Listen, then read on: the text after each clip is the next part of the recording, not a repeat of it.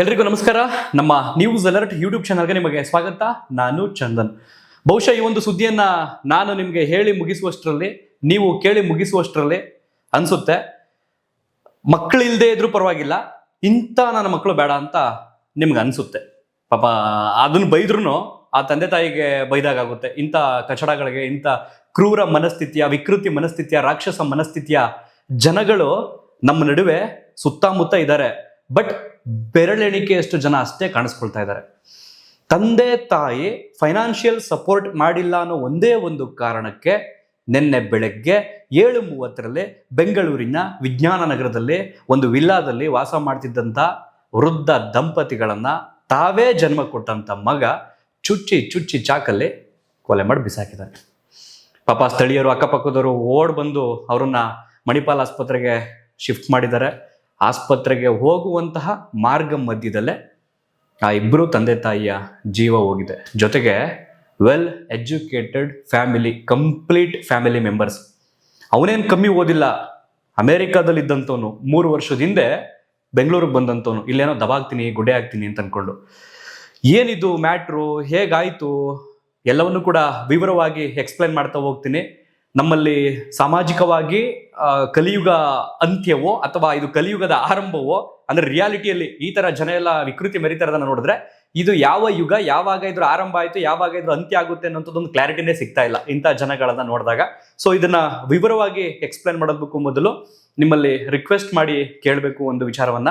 ಬೆಂಗಳೂರಿನಲ್ಲಿ 52 ವರ್ಷದ ಒಬ್ಬರು ತಾಯಿ ಸರ್ವಮಂಗಳ ಅನ್ನುವಂಥವ್ರು ಸ್ತನ ಕ್ಯಾನ್ಸರ್ನಿಂದ ಬಳಲ್ತಾ ಇದ್ದಾರೆ.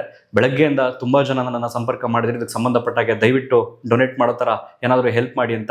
ಸೊ ಹಾಗಾಗಿ ಆ ತಾಯಿಯ ಮಗ ರಾಕೇಶ್ ಅನ್ನುವಂಥವ್ರು ಸಾಧ್ಯವಾದಷ್ಟು ಏನು ಹಣವನ್ನು ಸಂಗ್ರಹಿಸಿದ್ರು ಅದೆಲ್ಲವನ್ನು ಕೂಡ ಹಾಸ್ಪಿಟಲ್ಗೆ ತಗೊಂಡೋಗಿ ಸುರಿದಿದ್ದಾರೆ. ಇನ್ನು 26 ಲಕ್ಷ ಹಣವನ್ನ ಹೊಂದಿಸ್ಬೇಕಂತೆ. ಹಾಗಾಗಿ ಆ ತಾಯಿಯ ಕುಟುಂಬದವರು ಹಣದ ಸಹಾಯವನ್ನ ಬೇಡ್ತಾ ಇದ್ದಾರೆ.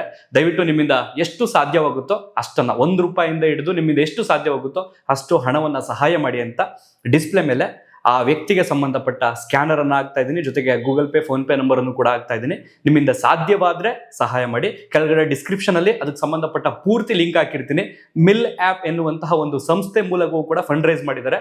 ಅಲ್ಲಿಯೂ ಕೂಡ ಹೋಗಿ ನೀವು ಕ್ಲಿಕ್ ಮಾಡಿ ಡೊನೇಟ್ ಮಾಡಬಹುದು. ಡಿಸ್ಕ್ರಿಪ್ಷನ್ ಅಲ್ಲಿ ಆ ಒಂದು ಲಿಂಕ್ ಅನ್ನ ಹಾಕಿರ್ತೀನಿ.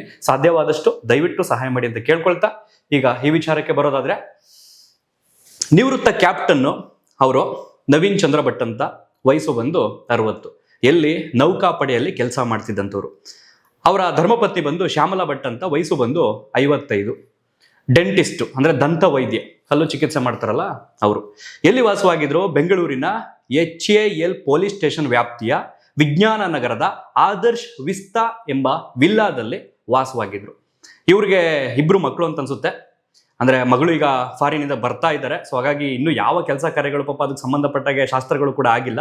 ಬಹುಶಃ ಬಂದಿರಬೇಕು ಇಷ್ಟೊತ್ತಿಗೆ. ಇವ್ರಿಗೆ 2 ಮಕ್ಕಳು. ಅದರಲ್ಲಿ ಒಬ್ಬ ಗಂಡು ಮಗ ಕುಲಪುತ್ರ, 33 ವರ್ಷ. ಪ್ರಸಾರ ಮಾಡ್ತಾ ಇದೀನಿ ನೋಡಿ ಫೋಟೋನ. ಈ ಕಡು ಪಾಪಿನೇ. ಇವನ ಹೆಸರು ಬಂದು ರೋಹನ್ ಭಟ್, 33 ವರ್ಷ. ಸಾಫ್ಟ್ವೇರ್ ಇಂಜಿನಿಯರ್ ಅವನು ವೃತ್ತಿಯಲ್ಲಿ. ಅಮೆರಿಕದಲ್ಲಿ ಕೆಲಸ ಮಾಡ್ತಿದ್ದವನು 3 ವರ್ಷದಿಂದ ಬೆಂಗಳೂರಲ್ಲಿ ಏನಾದ್ರು ದಬಾಗ್ತೀನಿ ಅಂತ ಅನ್ಕೊಂಡು ಬಂದಿದ್ದಾನೆ, ರಿಟರ್ನ್ ಆಗಿದ್ದಾನೆ.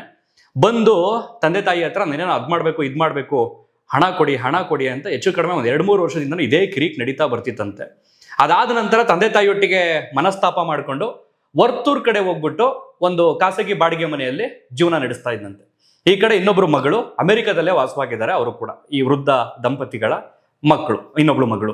ಸೊ ಆ ವೃದ್ಧ ದಂಪತಿಗಳ ಫೋಟೋ ಆಗ್ಲಿ, ವಿಡಿಯೋ ಆಗ್ಲಿ, ಅದಕ್ಕೆ ಸಂಬಂಧಪಟ್ಟ ಯಾವುದೇ ಕ್ಲಿಪ್ ಸಿಕ್ಕಿಲ್ಲ. ಈ ಆರೋಪಿದೊಂದು ಫೋಟೋ ಸಿಕ್ಕಿದೆ ಅಷ್ಟೇ. ಯಾವ ಕಾರಣಕ್ಕೆ ಸಿಕ್ಕಿಲ್ಲ ಅನ್ನೋದನ್ನು ಕೂಡ ಸ್ಪಷ್ಟವಾಗಿ ಹೇಳ್ತಾ ಹೋಗ್ತೀನಿ. ಸೋಮವಾರ ಅಂದ್ರೆ ಮೊನ್ನೆ ರಾತ್ರಿ ಆ ವರ್ತೂರ್ನ ಬಾಡಿಗೆ ಮನೇಲಿ ಇದ್ದಲ್ಲ, ಅಲ್ಲಿಂದ ಸೀದಾ ವಿಜ್ಞಾನ ನಗರದ ತಂದೆ ತಾಯಿ ವಾಸವಾಗಿದ್ರಲ್ಲ ಆ ವಿಲ್ಲಾಗೆ ಅವನು ಬರ್ತಾನೆ. ಬಂದವನು ಸೋಮವಾರ ರಾತ್ರಿ ಹಿಂಗೆ, ನನಗೆ ಬೇಕೇ ಬೇಕು, ಈಗ ನೀವೇನ್ ಮಾಡ್ತೀರಾ ಬಿಡ್ತೀರಾ ಗೊತ್ತಿಲ್ಲ, ನನಗೆ ಹಣದ ಅವಶ್ಯಕತೆ ತುಂಬಾ ಇದೆ, ಹಾಗೆ ಹೀಗೆ ಅನ್ನುವಂಥದ್ದನ್ನ ಆತ ಹೇಳಿದ್ದಾನೆ. ಇದೆಲ್ಲವೂ ಕೂಡ ಅವನೇ ಪೊಲೀಸರ ಮುಂದೆ ಬಾಯಿ ಬಿಟ್ಟಿರ್ತಕ್ಕಂಥ ಹೇಳಿಕೆಗಳು. ಅದಾದ ನಂತರ ತುಂಬಾ ವಾಗ್ವಾದಗಳು ನಡೆದಿದ್ದಾವೆ. ಮನೇಲಿ ಜಗಳ ತಾರಕಕ್ಕೇರಿದೆ. ಅಕ್ಕಪಕ್ಕದವ್ರಿಗೂ ಕೂಡ ಈ ತರ ಮನೇಲಿ ಆಗ್ತಾ ಇದೆ ಅನ್ನುವಂಥದ್ದು ಗೊತ್ತಾಗಿದೆ, ಆ ವಿಲ್ಲಾದಲ್ಲಿ ಇರ್ತಕ್ಕಂಥ ಸ್ಥಳೀಯರಿಗೂ ಕೂಡ. ಇನ್ನು ಮಂಗಳವಾರ ಅದೇ ರೀತಿ ಕಂಟಿನ್ಯೂ ಆಗಿದೆ. ಬುಧವಾರ ಅಂದ್ರೆ ನಿನ್ನೆ ಬೆಳಗ್ಗೆ 7:30 ತಂದೆ ತಾಯಿ 2 ಕಿರ್ಚಾಡ್ತಿರ್ತಕ್ಕಂಥದ್ದು ಅಕ್ಕಪಕ್ಕದ ಸ್ಥಳೀಯರಿಗೆ ಕೇಳಿಸಿದೆ. ಓಡೋಗಿ ಬಾಗಿಲು ತೆಗೆದು ನೋಡಿದ್ರೆ ತಂದೆ ತಾಯಿ 2 ಕೂಡ ಚಾಕು ತಕೊಂಡು ಚುಚ್ಚಿ ಅವ್ರನ್ನ ಮಗುವಾಗಿ ಎಷ್ಟು ವಿಕೃತಿ ಮೆರಿಬೇಕು ಅಷ್ಟು ವಿಕೃತಿ ಮೆರೆದಿ ಆ ತಂದೆ ತಾಯಿಯನ್ನ ಸಾಯಿಸೋದಕ್ಕೆ ಪ್ರಯತ್ನ ಪಟ್ಟಿದ್ದಾನೆ, ಅಂದ್ರೆ ಸಾಯಿಸೇ ಬಿಟ್ಟಿದ್ದಾನೆ. ಸೊ ಸ್ಥಳೀಯರೆಲ್ಲ ಚೀರಾಡ್ಕೊಂಡು ಅಕ್ಕಪಕ್ಕದವ್ರನ್ನೆಲ್ಲ ಸೇರಿಸ್ಕೊಂಡು ಅವನನ್ನ ಹಾಗೆ ಲಾಕ್ ಮಾಡ್ಕೊಂಡು ಈ ಕಡೆ ತಂದೆ ತಾಯಿಯನ್ನ ಅಲ್ಲೇ ಹೋಲ್ಡ್ ಏರ್ಪೋರ್ಟ್ ರೋಡ್ ಪಕ್ಕದಲ್ಲಿ ಇರ್ತಕ್ಕಂಥ ಮಣಿಪಾಲ್ ಆಸ್ಪತ್ರೆಗೆ ಅಲ್ಲಿಂದ ಒಂದು 15 ನಿಮಿಷ ಡಿಸ್ಟೆನ್ಸು, ಅಲ್ಲಿಗೆ ಬೆಳಗ್ಗೆ 8 ಗಂಟೆ 15 ನಿಮಿಷಕ್ಕೆ ಕರ್ಕೊಂಡು ಹೋಗ್ತಾರೆ. ಡಾಕ್ಟರ್ ಇಮಿಡಿಯೇಟ್ ಆಗಿ ಅವ್ರನ್ನ ಚೆಕ್ ಮಾಡ್ತಾರೆ, ಜೀವ ಇಲ್ಲ ಇಬ್ರದ್ದು ಕೂಡ ಅಂತ ಹೇಳ್ತಾರೆ. ಸೊ ಆಸ್ಪತ್ರೆ ಡಾಕ್ಟ್ರು ಈ ಕಡೆ ಸ್ಥಳೀಯರು ಶಿಫ್ಟ್ ಮಾಡಕ್ ಹೋಗಿದ್ರಲ್ಲ, ಇವ್ರನ್ನ ಅಡ್ಮಿಟ್ ಮಾಡಕ್ ಹೋಗಿದ್ರಲ್ಲ ಆಸ್ಪತ್ರೆ ಕರ್ಕೊಂಡು ಹೋಗಂತ ಸ್ಥಳೀಯರು, ಅವರೆಲ್ಲರೂ ಸೇರಿ HL ಪೊಲೀಸ್ ಸ್ಟೇಷನ್ಗೆ ಇನ್ಫಾರ್ಮ್ ಮಾಡ್ತಾರೆ. ಪೊಲೀಸರು ಬಂದು ಅವನನ್ನ ಅರೆಸ್ಟ್ ಮಾಡ್ತಾರೆ. ತಪ್ಪಿಸ್ಕೊಳ್ಳೋದಕ್ಕೆ ಆಲ್ರೆಡಿ ಟ್ರೈ ಮಾಡ್ತಾ ಇದ್ದವನು. ಅದಾದ ನಂತರ ಅವನು ಬಾಯಿ ಬಿಟ್ಟಿದ್ದೇನು ಅಂತಂದ್ರೆ, ಈ ರೀತಿ ನನಗೆ ಸಪೋರ್ಟ್ ಮಾಡ್ತಿರ್ಲಿಲ್ಲ, ಫೈನಾನ್ಷಿಯಲ್ ಸಪೋರ್ಟ್ನ ನಾನು ಎಷ್ಟು ಕೇಳಿದ್ರು ನನಗೆ ಸಪೋರ್ಟ್ ಇರಲಿಲ್ಲ ನನ್ನ ಮನೆಯಲ್ಲಿ. ಸೊ ಪ್ರತಿದಿನವೂ ಕೂಡ ಈ ಥರ ನಂಗೆ ಹಿಂಸೆ ಆಗ್ತಿತ್ತು, ಹಾಗಾಗಿ ಈ ಕೃತ್ಯವನ್ನ ಮಾಡಿದೆ ಅಂತ ಒಪ್ಕೊಂಡಿದ್ದಾನೆ. ಈತ ಅಲ್ಲಿಂದ ಆ ಮೃತದೇಹಗಳನ್ನ ಬೌರಿಂಗ್ ಆಸ್ಪತ್ರೆಗೆ ಶಿಫ್ಟ್ ಮಾಡಿದ್ದಾರೆ. ಮರಣೋತ್ತರ ಪರೀಕ್ಷೆ ಮಾಡೋದಕ್ಕೆ ಯಾರು ಇಲ್ಲ ಅಲ್ಲಿ. ಕಾರಣ ಏನು ಅಂತಂದ್ರೆ, ಈ ಕಡೆ ಮಗ ಅರೆಸ್ಟ್ ಆಗಿದ್ದಾನೆ, ಇವನು ಕಡು ಪಾಪಿ ಇವನು. ಈ ಕಡೆ ಮಗಳು ಅಮೆರಿಕದಲ್ಲಿರೋದ್ರಿಂದ ಅವ್ರು ಬರೋ ತನಕ ಮರಣೋತ್ತರ ಪರೀಕ್ಷೆ ಮಾಡೋದು ಬೇಡ ಅಂತ ವೆಯ್ಟ್ ಮಾಡ್ತಾ ಇದ್ದಾರೆ. ಮರಣೋತ್ತರ ಪರೀಕ್ಷೆ ಆದ್ಮೇಲೆ ಗೊತ್ತಾಗುತ್ತೆ ಏನೇನು ಮಾಡಿದ್ದಾನೆ, ಎಲ್ಲೆಲ್ಲಿ ಚುಚ್ಚಿದ್ದಾನೆ, ಯಾವ ರೀತಿ ಸಾಯಿಸಿರ್ಬೋದು ಅವ್ರನ್ನ, ಯಾವ ರೀತಿ ವಿಕೃತಿ ಮೆರೆದಿದ್ದಾನೆ ಅನ್ನೋದು. ಬಹುಶಃ ಅವರು ನಿನ್ನೆ ಮಾಹಿತಿ ಪೊಲೀಸರು ಕೊಟ್ಟಿರೋದ್ರಿಂದ ಇವತ್ತು ಬಂದು ತಲುಪಿರಬಹುದು ಬೆಂಗಳೂರಿಗೆ ಅಮೆರಿಕದಿಂದ. ಸೊ ಈ ರೀತಿಯ ಮಕ್ಕಳು ಸಮಾಜಕ್ಕೆ ಬೇಕಾ? ನಿನ್ನೆ ಒಂದು ಘಟನೆಗೆ ಸಂಬಂಧಪಟ್ಟಾಗೆ ವಿಡಿಯೋ ಮಾಡಿದೆ ನಿನ್ನೆ ರಾತ್ರಿ. ಬೆಂಗಳೂರಿನ ತಣಿಸಂದ್ರ ಅಂದ್ರೆ ನಾಗವಾರ ಸಮೀಪದಲ್ಲಿರ್ತಕ್ಕಂಥ ತಣಿಸಂದ್ರ ಅಂದ್ರೆ 800 ಅಕ್ಕಪಕ್ಕದಲ್ಲಿ ಇರ್ತಕ್ಕಂಥದ್ದು.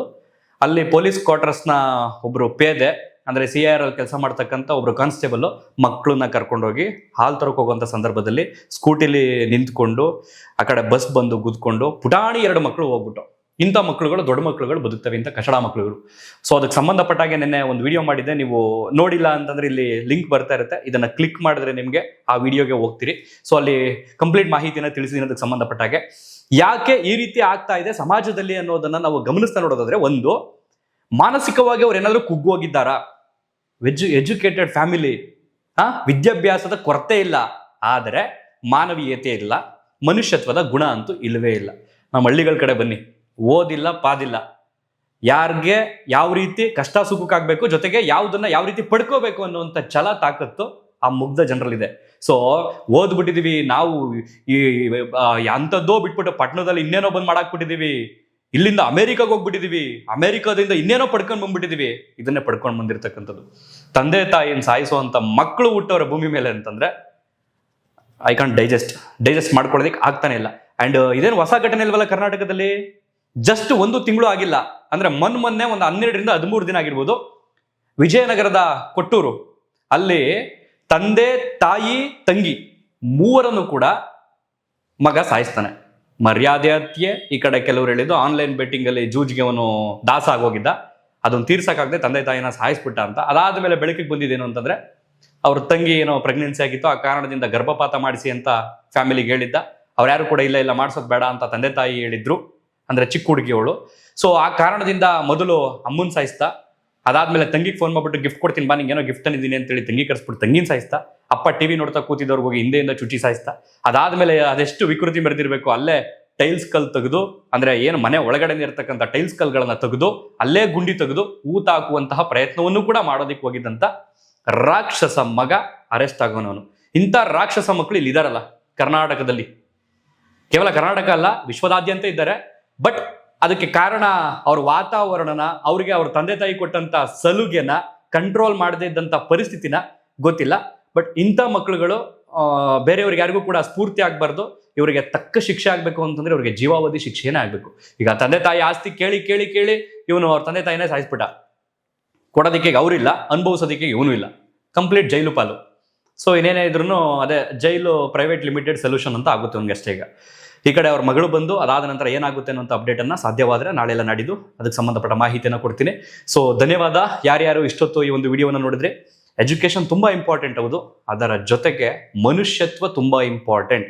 ಅದ್ರ ಜೊತೆಗೆ ನನ್ನವರು ತನ್ನವರು ಈ ಸಮಾಜ ಎನ್ನುವಂಥದ್ದು ಕೂಡ ತುಂಬಾ ಇಂಪಾರ್ಟೆಂಟ್ ಅಂತ ಕೆಲವರಿಗೆ ಒತ್ತಿ ಒತ್ತಿ ಹೇಳುವ ಮೂಲಕ ಈ ಒಂದು ವಿಡಿಯೋವನ್ನ ಎಂಡ್ ಮಾಡ್ತಾ ಇದ್ದೀನಿ. ಧನ್ಯವಾದ ಇಷ್ಟೊತ್ತು ಈ ಒಂದು ವಿಡಿಯೋವನ್ನು ನೋಡಿದ್ದಕ್ಕೆ. ಸಾಧ್ಯವಾದರೆ ನಾನು ಕೇಳ್ಕೊಂಡಲ್ಲ ಅವ್ರಿಗೆ, ಆದರೆ ದಯವಿಟ್ಟು ನಿಮ್ಮಿಂದ ಕೈಲಾದಷ್ಟು ಸಹಾಯ ಮಾಡಿ. Thank you.